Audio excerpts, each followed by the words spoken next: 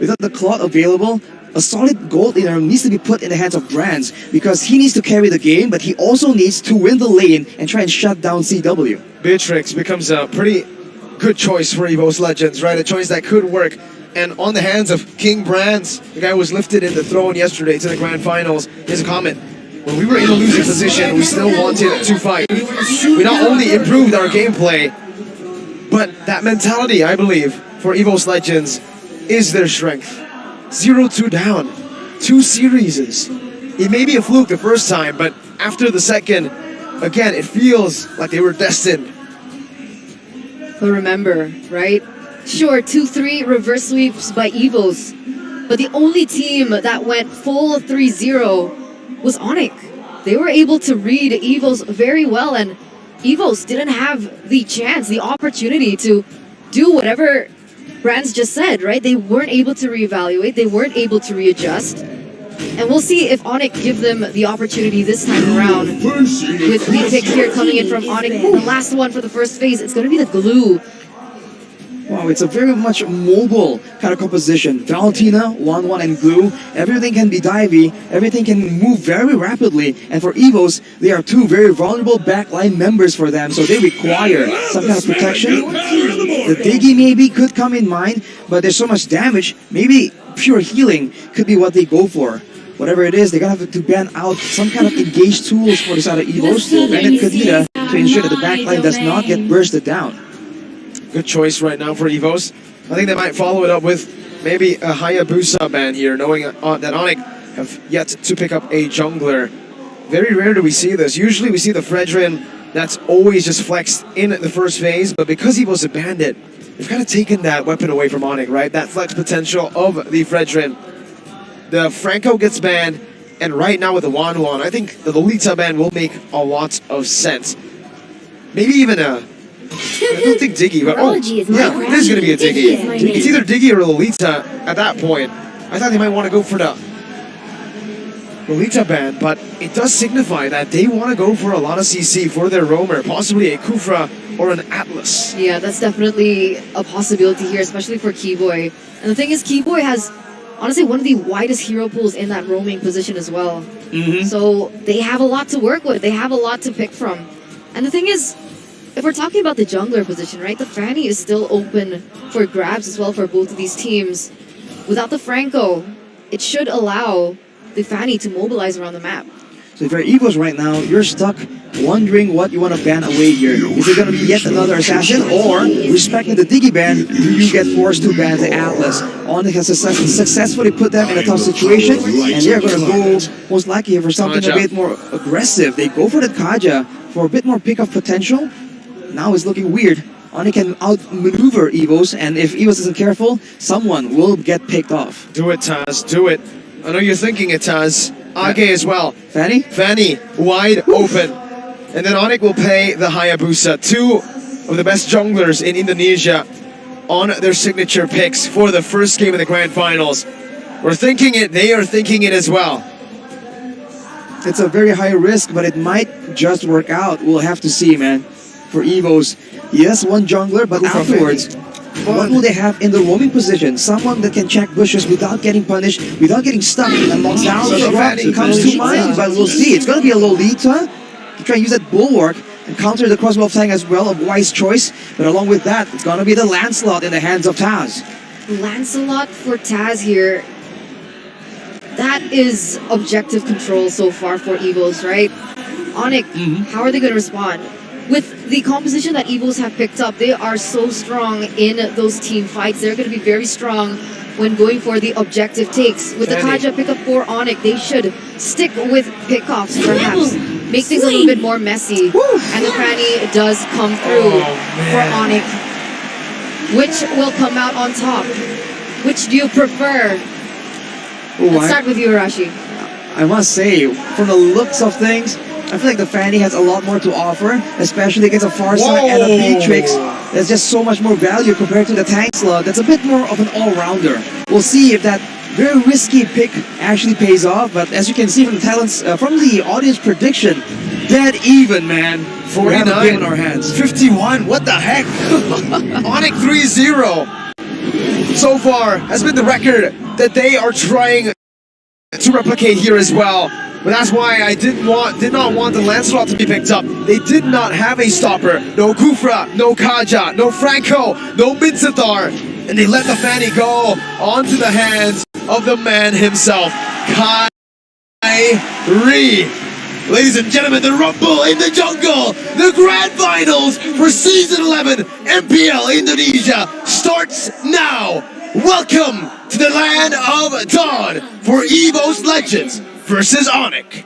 Looking at the emblems right here, you see the Demon Slayers of Taz will be prioritizing more of the neutral objectives, while Kyrie can just go absolutely ham right here. He has the burst damage and the crowd control in his team to try and supplement his kill potential, so you keep your eyes open, especially when he reached level 4 with the Cutthroat and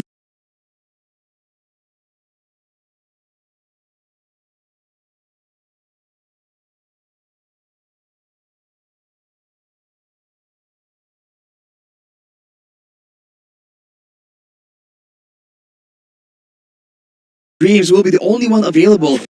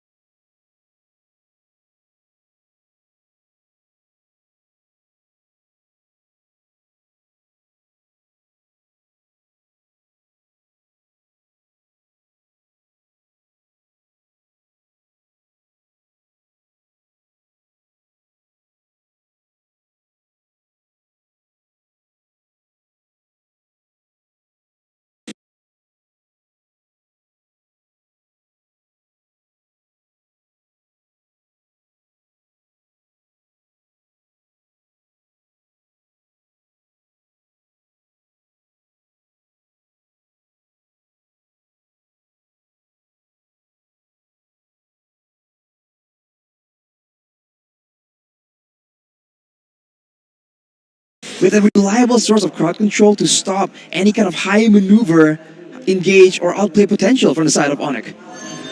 Objectively speaking, right, looking at both of their compositions, when I said that EVO's Legends are better in team fights, it's because I saw that they have a lot of CC, right, to play with, but Onyx with the Valentina pickup, they can utilize the same amount of pressure in those team fights.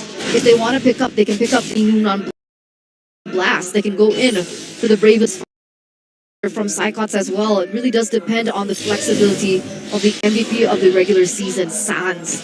And now in the early game here, Onyx, they're looking to punish here in the top side, looking to put some pressure onto Brands.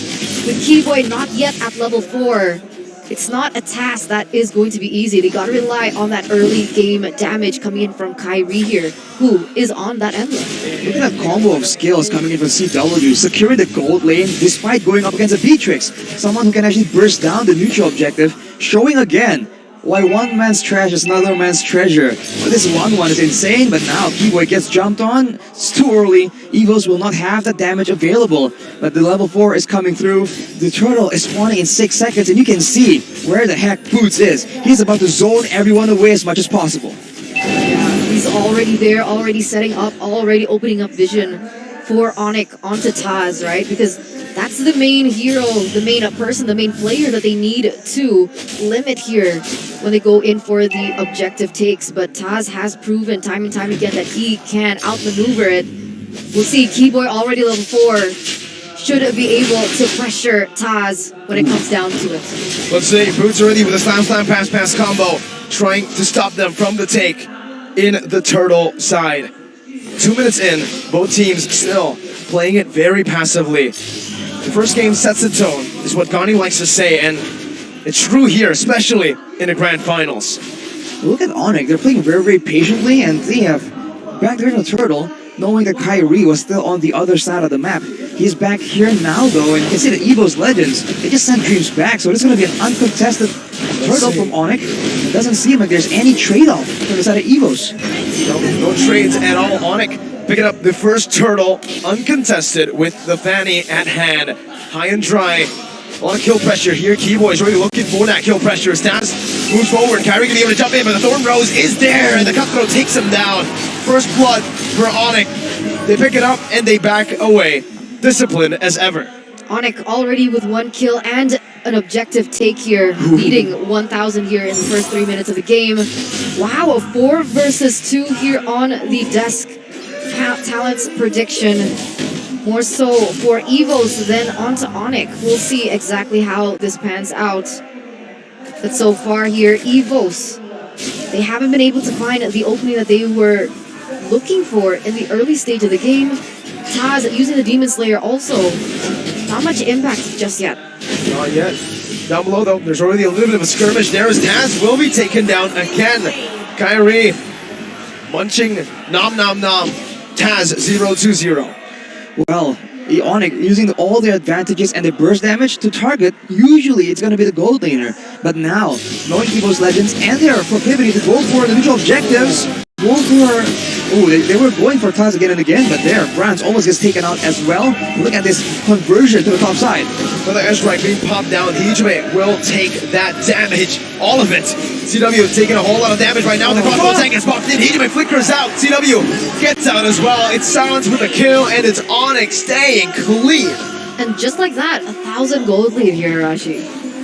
2,000 even for our side of Onyx, and they are not done just yet. Let CW get a lot of the gold card fading, and now Evos comes to try and strike back. Just saying, we actually want to go for this. Keyboy doesn't have that divine judgment, so I don't think they want to commit, but they have done enough to secure a pretty good lead here. And it should be an uncontested turtle again. Look at the Fanny though, look at Kyrie, what the heck, again! Assassinating one of the frontliners like it's nothing. Cutting through him like it's butter. Onyx with another pick-off here. Evo's Legends so far outclassed.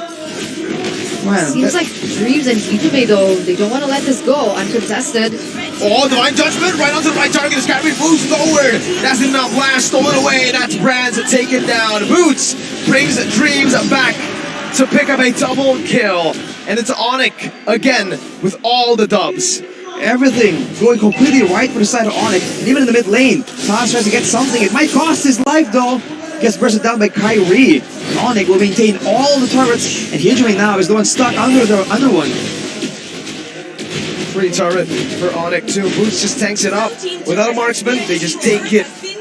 They give the proper respect to Evo's Legends, but right now, 3,000 gold lead. CW with the DHS already 6 minutes in. That will mean that side cards, as well as Dreams, all the potential frontliners for the side of Evos can't really stay in front and tank that damage, which effectively means that they won't be able to contest control over the map or even vision in any of the brushes. So Onyx have full control and they're using it very efficiently right here. Another assassination onto Hijime now. Kyrie! He gets out. Didn't get the kill onto Hijime, but man, again, it's Onyx with everything. It's brilliant. It's clean, it's discipline, but it still has that instinct, that killer instinct that we all know and love from Onyx. As Kyrie goes in once again, doesn't get the kill, but the pressure is on Evos now. 6 minutes in, almost a 5,000 gold lead, Arashi. It's 5,000, and if they want to try and turn it around by getting a shutdown, they have, I guess, some burst damage available, long range as well with the Feather Airstrike and the Renner's Apathy, but no one is able to set it up. Kyrie has been flying around uncontested. Keyboy has been just standing in front of them. Even up top, Boots, there's nothing that Taz can do. The team doesn't even want to go for it because they need to defend the threat in the bottom lane where CW is going to be able to munch on the turret. Face turret in the 8th minute of the game. Keyboy! With the Divine Judgment onto Hijime. CW goes on forward. The Bulwark saves him for a bit, but it is inevitable. CW will be able to find that kill. Base turret, 8 minutes. That's unreal, man. They're just so dominant. Look at how they're positioning. CW and Keyboy, they're just standing in front of 3 members with as if they understand and they know for sure that Evos won't do anything. They just stand there and said, what? What's up? What you gonna do? Nothing. They won't do anything. They can't do anything. And CW right now is just taking down these turrets one by one, man. Oh, but he has to be careful here. Even so, right? The positioning is very important. But Kyrie finds Taz and Dreams. That's a roamer. That's your frontliner. If he's the leader like that, Sans with a phantom execution actually steals it away, jumps forward. Keyboy is the man who's sieging the mid lane tier 2 down. They are delegating these tasks to people who shouldn't be taking turrets, to people who shouldn't be assassins. But if you're 8,000 gold ahead, you can do it, Kyrie! What? Say goodbye to Hijume, the only man with a kill on the side of EVO's Legends, has been taken down like that. Wow, man. Is that damage? Kyrie going in. You can see the level disparity as well from both of the junglers. Kyrie level 13, Taz level 11. They're 2 levels behind. Sans gets a pick. Divine Judgment as well. That's all the weakness points popped in, but CW does too much damage. Crossbow tank not gonna be ready, but now it's gonna be Kyrie who jumps in. Hijume losing a whole lot of his HP bar. CW taken low. Psychot's terrified, so he cannot follow through with the bravest fighter. Onyx still very well in control, but EVO's Legends are able to push them away from that mid lane base turret. They're only able to get 1 kill from EVO's Legends, but that's enough. They were asserting their dominance all the way, man. Just showing that it doesn't matter. Even if you get damage off on us, we won't let you get that cure. 8.5k gold right now with the Lord available. Onyx isn't even going for it just yet. They want to make sure that whatever they do, it's for maximum value and maximum damage for EVO's Legends. They might try and go for one more pickup before going for this. Otherwise, they might try and force EVO's Legends to a difficult position. And if they really don't want to, it's going to be a free, very quick Lord take and straight back to the macro play, to the lane pressure again from Onyx, where everything is just so efficient. There's not a single second wasted. Nope, not at all. That's the first Lord, uncontested. For Onyx, EVOS had 0 solution. And at this point, it didn't seem like they could contest it either. Look at the player's gold by Ubea's gold, man. Psychots is the second lowest amount of gold available in this team and this game right now.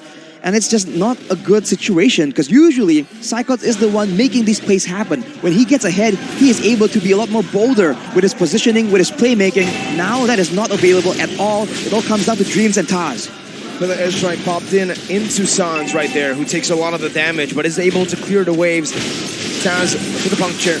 Onyx with the siege, now with the Lord now marching down bottom lane. 8 minutes, they were able to take that base turret down, which means they did not even need a Lord. Now with the Lord, they're able to take the base turret in the mid lane. 11 minutes. Will Onyx try to end the game? CW already rotating up top, taking the 3rd base turret in the 11th minute of the game. Brands with a shot, connecting onto CW, threading the needle. He's gonna need more than that to take Onyx down, but EVO's Legends live for another day.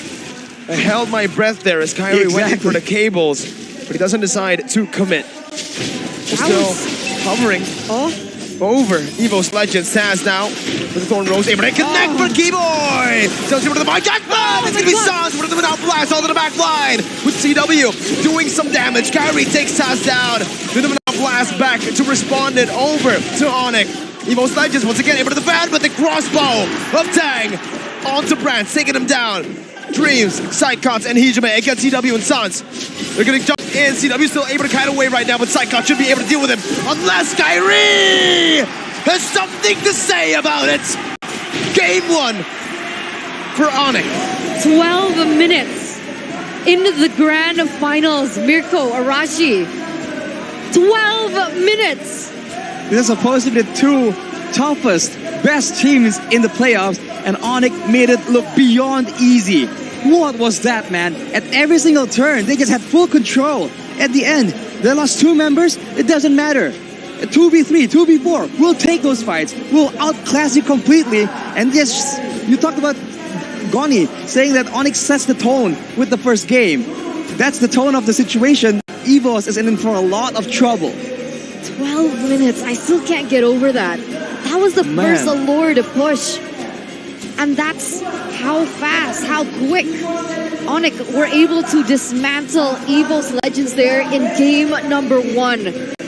That was an exceptional game for them. That was so clean.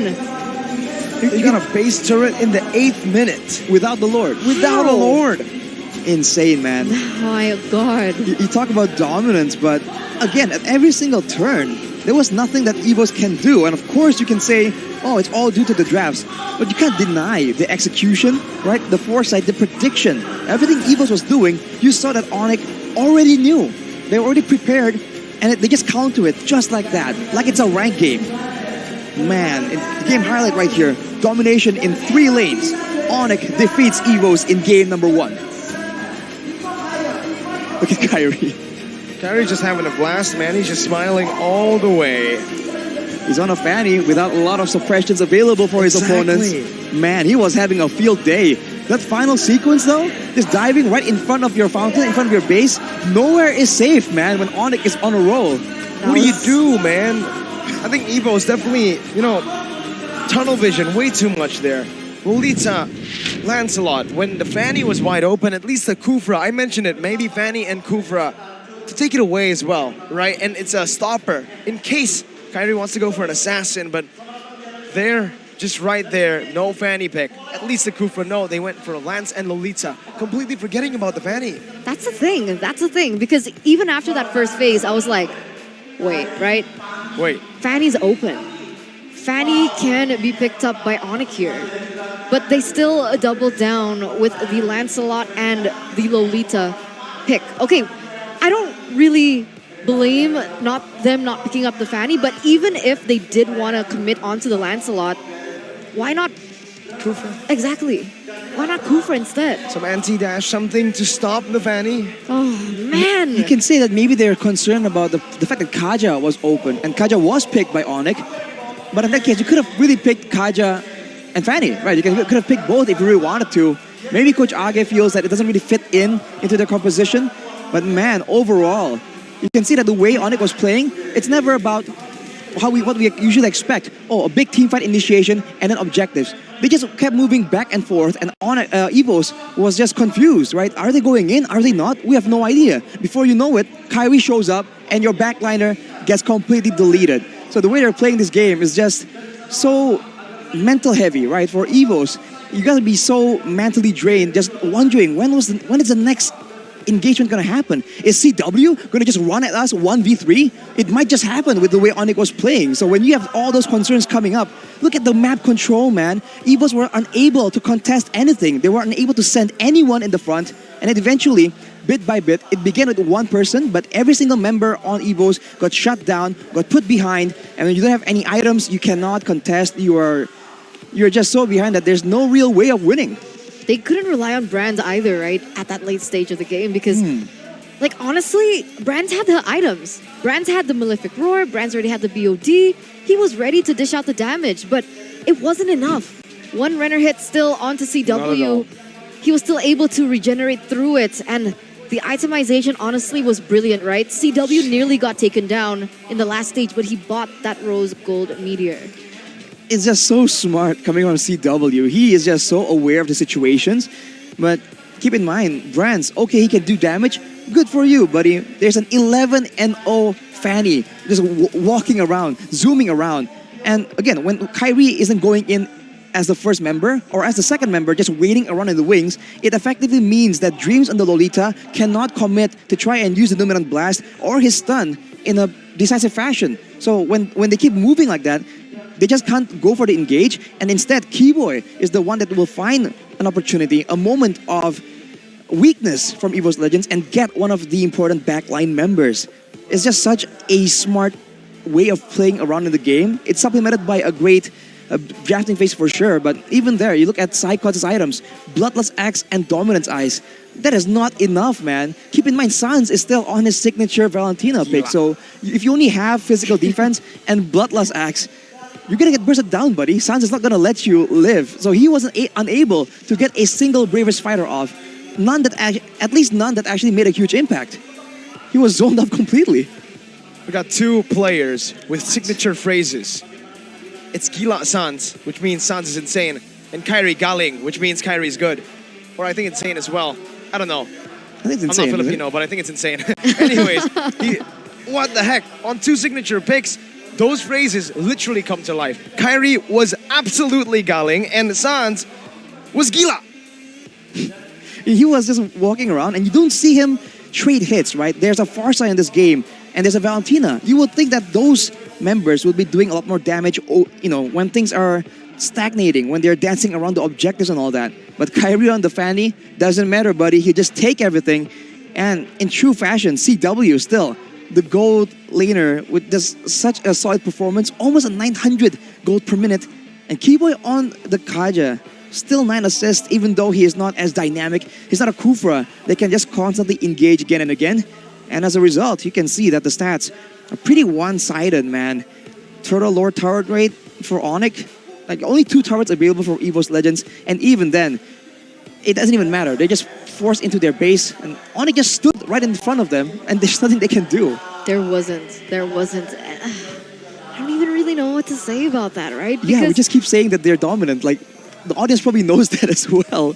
And there was so many moments where Sans made so many moments happen, and giving Sans a hero that's as flexible as a Valentina, the creativity, it's too risky, honestly, for EVOs. You saw that he stole away the Numinant Blast, and immediately everyone from EVOs backed away. Like, oh, he's gonna do it. Exactly. He always does it. Why would he not do it now? That fear of the unpredictability of Onyx is really eating away at EVO's Legends. And looking at the gold curve right here, we speak of consistency. Look at that smooth curve, man. Not a single switch in tempo. Not a single real big pickoff for EVOs to get anything back. Everything just goes smooth sailing as planned for Onyx. Man, that The because usually when mastermind. we see a gold curve, it has those ups and downs, right? But that was just landslide. Show us landslide. There you go. It was just. How's that landslide? Oh man, and there you go, ladies and gentlemen. Kyrie Galing, 1102, 821 GPM, KP of 76%. But that is your MVP by the Samsung Galaxy A series here for the first game. Man. 11-0-2, man. I think there's no one who doubted this. Everybody expected Kyrie to get the MVP here. Arashi, even his itemization towards the end, showing so much respect with the blade armor, right? Despite them being ahead that much, he still kept on going with the defensive items, with the smart items, I would say. Looking at the heat map for his performance right there, he is just all over, man. When Kyrie is on a hero with mobility, like the Fanny, like the Ling, you can expect that the heat map is going to be very thinly distributed because he is just so active. Looking at some of the highlights right here, you can see that for Onyx, they always just stand there and wait for the right engagement. It's the right engagement or no engagement at all. They have the presence of mind to realize, okay, fine, if this is not ideal, we just back away. We'll find the next one. They have that confidence in their performance, and that is just scary, man. At every turn, you just know that they're going to win the fight when they begin it. You don't have to wait and see the conclusion. And right here, CW, look at this. Where is the respect? You're supposed to be a gold laner that is so vulnerable, that could be bursted down. And here he does not care at all. They took away the first base turret, and afterwards, they just wait around. And before you know it, it's Kyrie picking someone off. Before you know it, it's a Divine Judgment that kicks off the whole team fight, and it's just that, like that. Sans even using the Numinant Blast right there. There's just so many things to keep in mind, to pay attention to, that you simply cannot do it all at the same time. And Onyx definitely understands that aspect of this game, the mental aspect. Man, like, I don't really want to count EVO's Legends out just yet, right? Because that was kind of a similar game that we saw yesterday against Alter Ego. Sure, it wasn't as dominant because this is Onyx we're talking about, but it was kind of the same story. And Alter Ego were able to do it twice in a row. So EVO's, talking about their mentality, they have proven to us 2 times in a row that they have what it takes. So coming into this next game, we do expect EVO's Legends to continue to adapt, right, to their opponents. But the question is, can they? Well, we'll see, man. They've been a team that has been able to make awesome comebacks happen again and again. And that reminds me of the awesome phones that we do have in front of us. This is the Samsung S23 5G, equipped with the fastest processor technology, 4nm Snapdragon, 8 Gen 2 for Galaxy, a large RAM of up to 12 gigabytes, a memory of up to 1 terabyte. The screen is Dynamic AMOLED 2X with a 120 hertz refresh rate with a battery of 5,000 mAh, meaning you guys don't need to charge when you're pushing rank In the pre-show. at all. If you guys watch a pre-show, Gideon, he tried to hack into the Samsung phones. He tried to, maybe set something up there, maybe to make Evos get a few more games against Onyx. But hey, you can't hack into Samsung, bro. It's that good. You might as well call it an awesome phone because that's exactly what it is with the Eterna specs that she mentioned. Exactly. I think it's time for you guys to just buy it. How do you buy it, Eterna? How do you buy it, Arashi? Check out the Arashi? e-commerce, man. Go to samsung.com/ID. That's all you need to There's do. great promos. There's great Promos? listings, and this is not even the only phone. They have better. They have something that could fit your other needs. So there's Ooh. just something for everyone. At this point, they should rebrand, man. Just call your phone awesome. Samsung. What does that mean?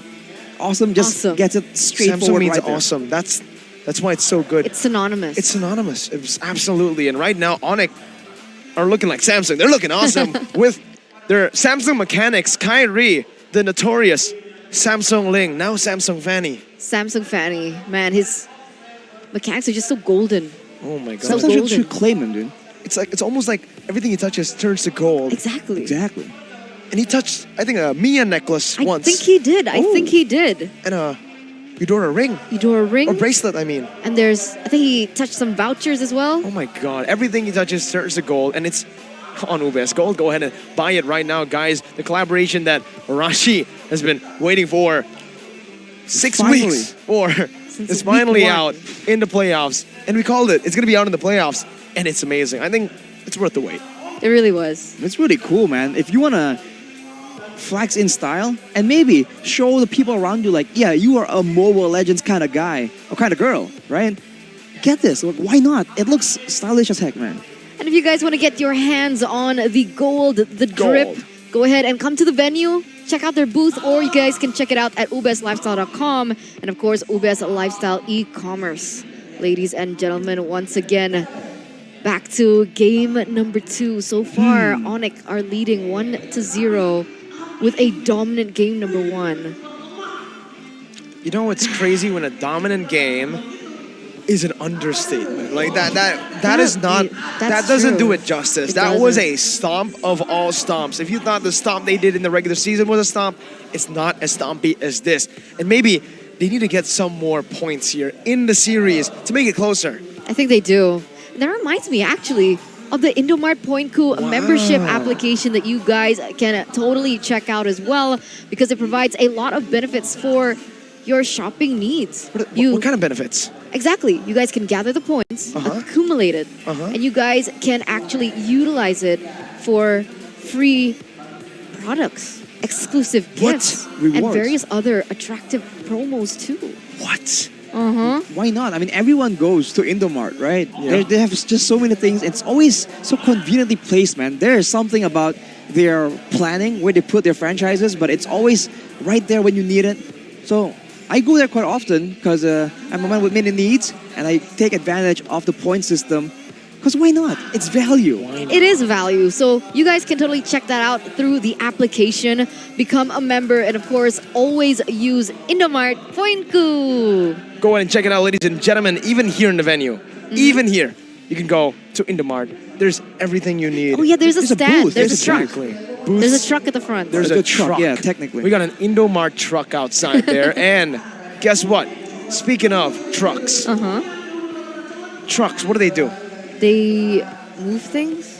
Yeah, They they carry carry things? things. Oh, they carry things. And Okay. right now, Onyx